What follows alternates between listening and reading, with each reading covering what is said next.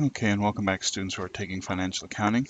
And in this series of videos, we are going to start working on the assigned homework problems from the digital study guide for Chapter 10. We're going to be doing the Group B exercises. Note, accounting is about understanding the concepts and then applying that understanding to the situation at hand. If you get the application aspect wrong, that is one thing and is easily remedied by watching someone else work the problem. However, if you don't understand the concepts, that is a whole other thing. Watching a problem worked out will not help you if you don't understand the underlying concepts. Go back and study the text material again and watch the theory videos. If you still don't understand the concepts, then either email or telephone an instructor to get help with that understanding. And for this chapter, Chapter 10, since it's on stocks and dividends, the theory is, at least my feeling, is it can be a little bit what I'll call nebulous. It's kind of like it doesn't feel concrete, and the reason why is because there's such a variety of situations that you can have with stocks and dividends. So as you read the textbook, yeah, it's giving you here's an example of the issue with stock, and here's an example to buy stock, and here's an example to distribute a dividend, and here's an example for treasury stock. But those are only one examples. The situations that you'll actually have are, all depends upon the business. Okay, so there's a variety of situations, and even though the underlying principles apply that you learn in the chapter, you kind of feel a little disoriented because if you go back in the chapter, you're not going to see the same exact situation. So or something that's similar to it. It just all depends upon the what that business is doing. So even though you need to know the theory to be able to apply it, this is one of these things where the more application, the more you do, the better you get at it. Okay, and the more you know what to look for, and after a bit of a time, you've seen enough examples and problems. You're able to start working, adapt to whatever situation that you're in, so that you can get it right. So, yeah, you can read the chapter and see the theory, but oftentimes it does require you're doing the problems. And in that vein, like I just read the slide, watching someone else work it out, can help you with that, but realize that you have to work out enough of those problems until it becomes like second nature. Sort of reminds me like doing time value of money payments or interest payments, where students get confused as to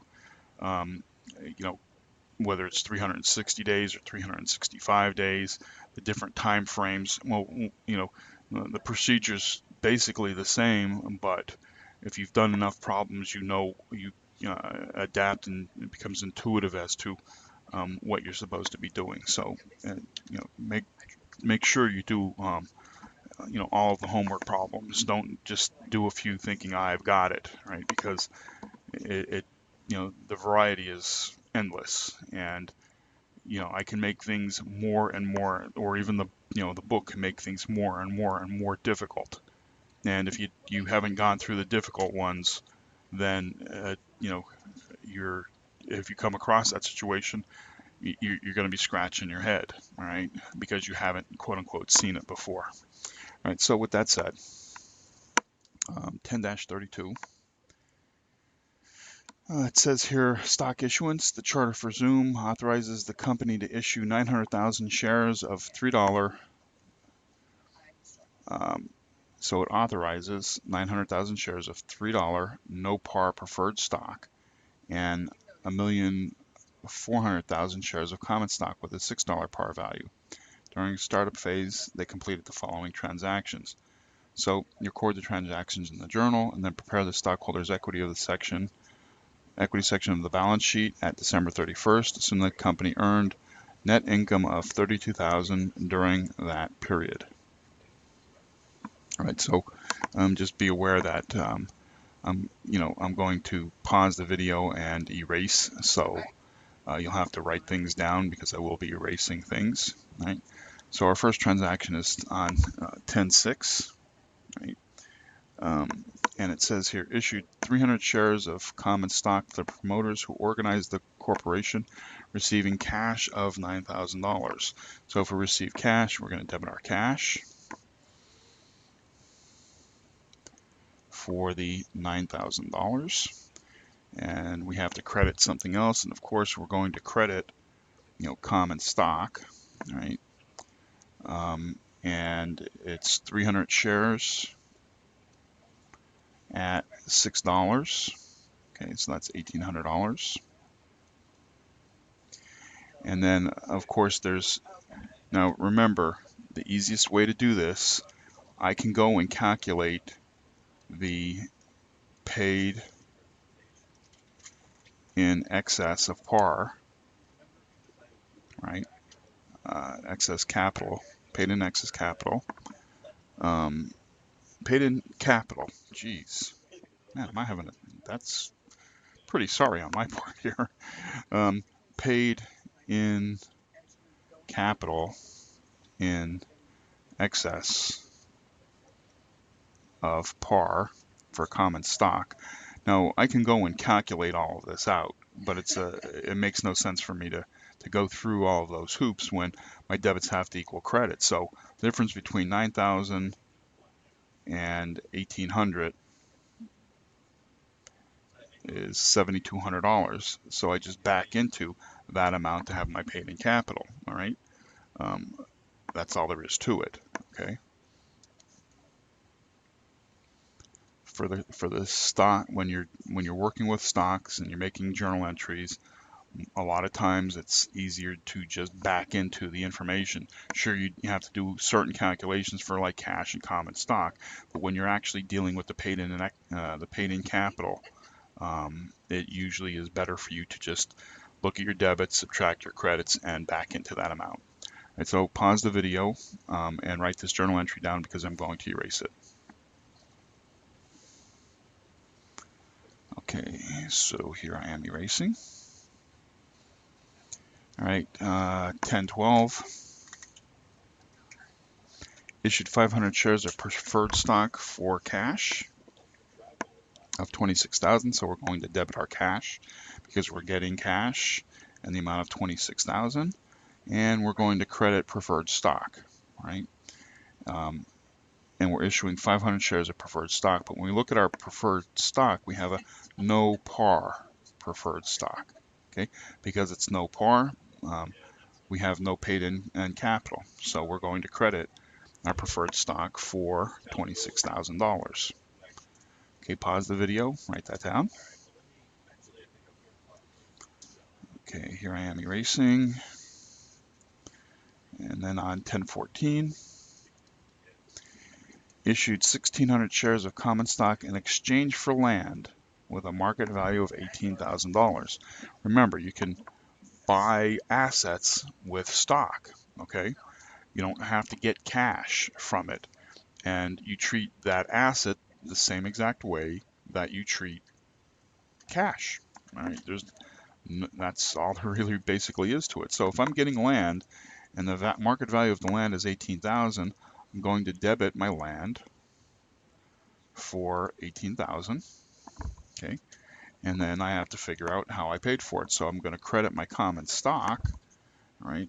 And I am issuing 1,600 shares. Okay, and that's at the par value of $6. So that's $9,600. Okay, and how do we get our paid in capital? Debits less credits, right? The difference between 18,000 and 9,600 is $8,400.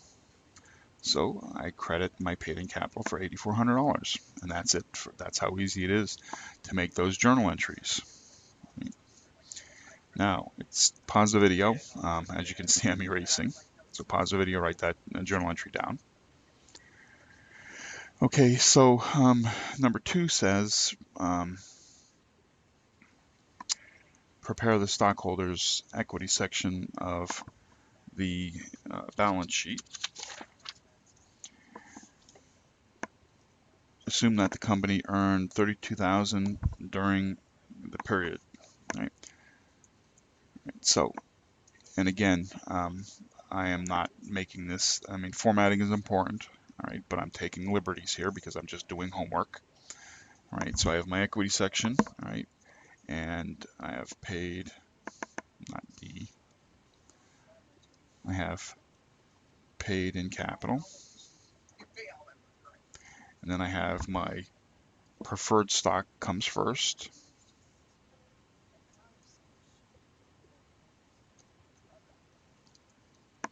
okay, and that's $3 no par, 900,000 shares authorized, and 500 shares issued and outstanding. Okay, the 500 shares comes from that transaction. You know, the 900,000 authorized. When you're looking, when you create the balance sheet and you're creating the equity section, it is important to put all of this information. Label what type of stock it is, the dollar value in par, how many shares authorized, because that tells an investor, you know, how many more shares that could be issued, all right, for them to be able to pick up, all right. Then how much was actually issued and authorized, I mean issued and outstanding, all right. So issued meaning they issued 500 and they sold the 500. It is possible to have a difference between issued and outstanding, all right.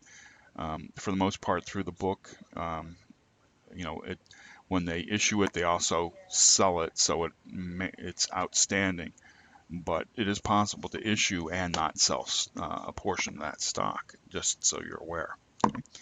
And from our journal entry, we know that that value was 26,000. Okay, so then we have our common stock, and that's $6 par, 1,000,004 authorized, 1,900 because we had 1,600 and 300, right? 1,900 shares issued and outstanding. And that value, when you added up the two amounts from the two journal entries, let's see, those amounts were 1,800 and 9,600. So that's $11,400.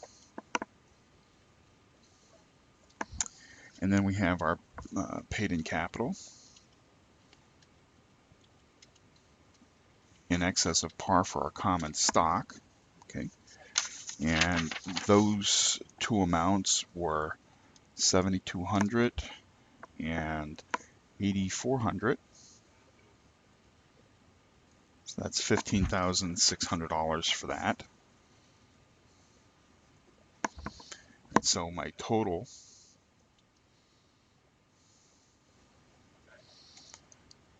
paid in capital is the total of all of these, which comes to 53,000. And then I have my retained earnings, which is the 32,000 that was during that period. And so that gives me my total stockholders' equity of $85,000. Okay. Okay, so that's the equity section of the balance sheet. And excuse me, always listed as preferred first. Then you're so if I have preferred and then I have, for whatever reason, paid in capital in excess of par preferred, that would come second, you know, because you keep, it's sort of like, you know, I have an automobile and an accumulated, you know, an asset and then accumulated depreciation. They're, you know, they're together, okay, on the balance sheet. Well, your preferred and your paid in capital for preferred would be together, and then your common stock and your paid in capital for common stock are together. But preferred always takes first place, it's the first thing listed because it is preferred. It's over and above the common stock. And then we always show our retained earnings after we show our stock positions. Okay. So that's it for this particular problem. And if you didn't understand something, go ahead and watch it again. And if not, you still don't seem to get it, then feel free to contact an instructor. Okay.